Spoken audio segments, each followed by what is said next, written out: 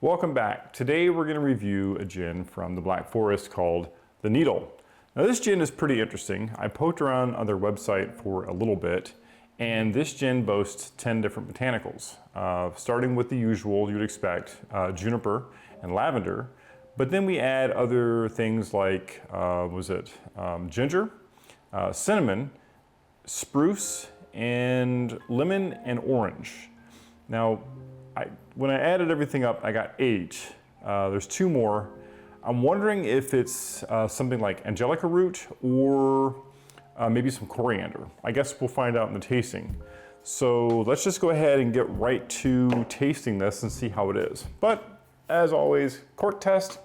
Oh, not bad. Not bad at all. Ooh. Wow, as soon as you open that, I mean, you just get hit.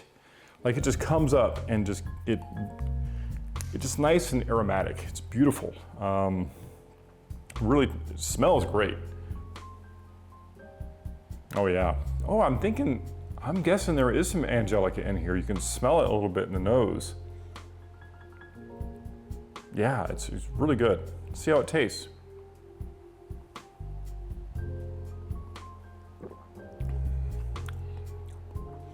Now, that's a complex gin.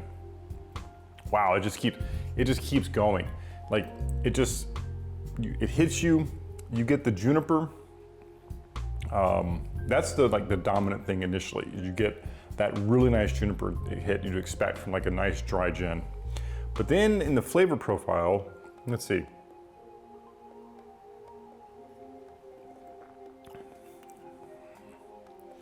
It's definitely layered. You get that nice orange and lemon note.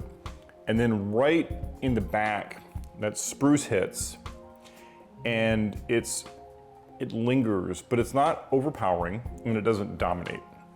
I think they did a really good job balancing this. See if I can pick out where the ginger and the lavender hits. Let's see. Maybe a little bit of lavender in the nose, not too much. I mean, you gotta be careful with lavender because it can come across as being very similar to like cleaning supplies.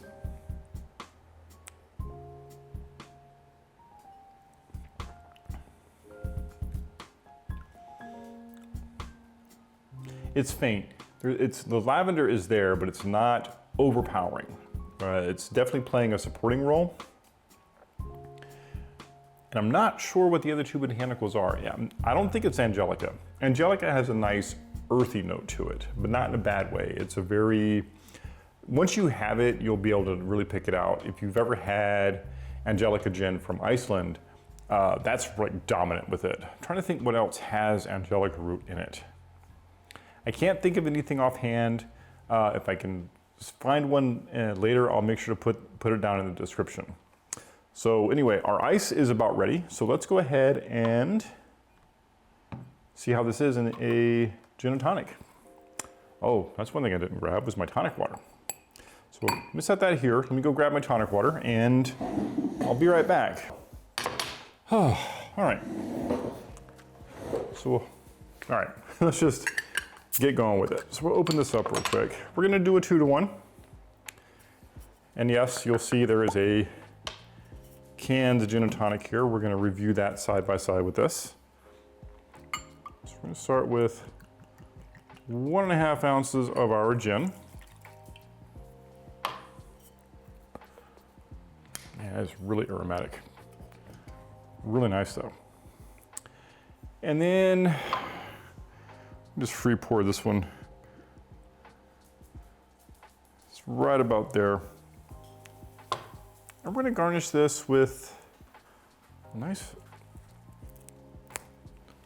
bit of rosemary. I think that would go really well with this one.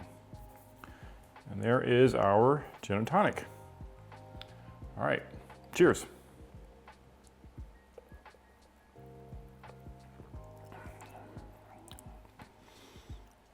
Man, that is a very flavorful gin and tonic. You could probably up the tonic water if you wanted to. I kind of like where it is because the gin is definitely there. It's very robust and it's a very good gin. If you like gin at all, I mean, this is one I would definitely recommend to someone who is a fan of gin. If you're not really a fan of gin, definitely would not start you out with this one. This is a lot. This is a very complicated gin.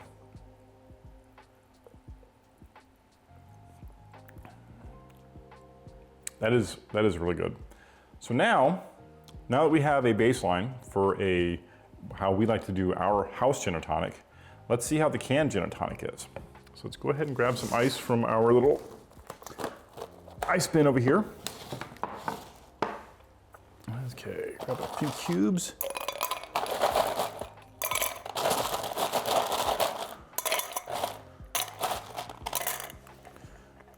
Right.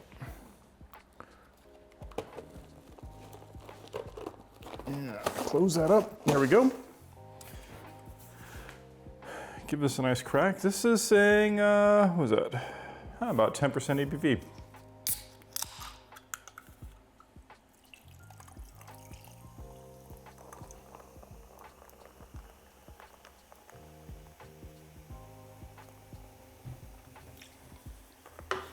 And this one will go ahead and get the full sprig.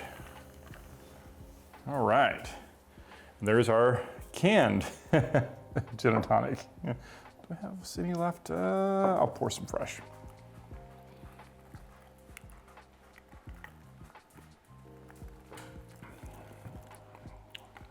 Ooh, okay.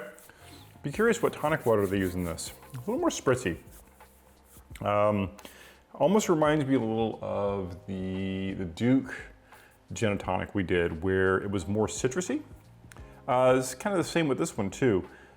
This one, the canned gin and tonic, has a little more of a citrus note to it, where our house gin and tonic definitely lets the gin shine a little bit more.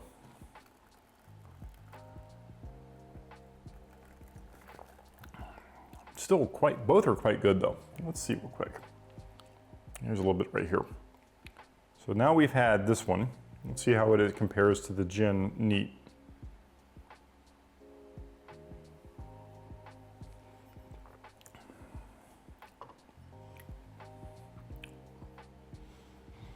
Okay, yeah,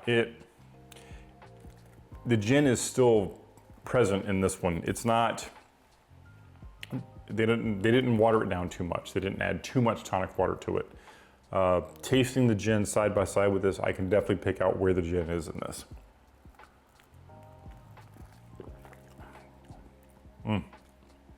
It comes out about mid-palate, and it lingers. It stays right there. I wonder if that's the spruce I'm tasting. Spruce can have an interesting flavor profile.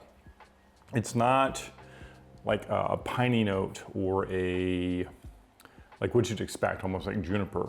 Spruce can play interesting, it can play differently in things. Brewers use it sometimes in brewing. And it can bring out some interesting notes of almost like fruity and a little bit floral, and have almost like, not really bubblegum. What is it? Juicy fruit. If you've ever had juicy fruit, sometimes gin can come across, or not gin, spruce can come across that way in beer. You don't find it often, but if you've had beer that has spruce in it, you'll know. Honestly, both of these are fantastic. So I will hand these off to my wife, see which one she wants, and I'll take the other. And we will wrap this up here, and I will definitely catch you in the next one.